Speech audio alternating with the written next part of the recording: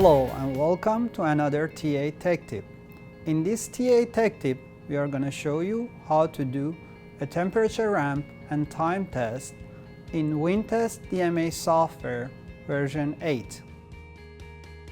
In the time test mode, you will run a continuous sine wave at the desired frequency while temperature is held constant. Settings for this type of test are temperature in degrees centigrades that the system will maintain during the test. You can select Start Test at Current Temperature to start at the current oven temperature. The next option is Test Duration. Data collection interval allows you to set the system to measure a new data point after a set time interval or every fixed number of cycles. The lower the frequency, the less often data will be acquired. Make sure data will be acquired at reasonable time intervals. The temperature ramp test will run a continuous sine wave at the desired frequency while temperature is ramped from a starting temperature to a final temperature at a defined ramp rate. The unique settings for this type of test are start temperature, ending temperature, and ramp rate, which is the rate of heating or cooling during the test in degrees C per minute. The recommended temperature ramp rate for DMA experiments is from 1 to 5 degrees per minute. The temperature ramp rate in a DMA experiment should not exceed 5 degrees per minute.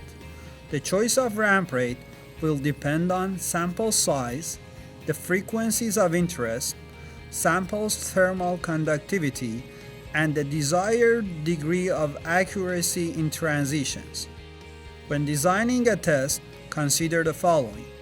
The faster the heating rate, the more the sample will lag the actual temperature, and transitions will be pushed to higher temperatures.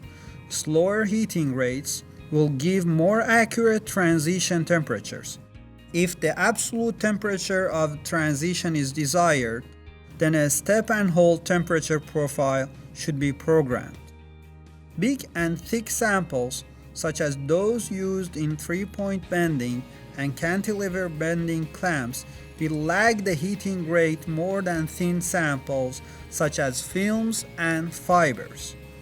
The lower the frequency, the less often data will be acquired.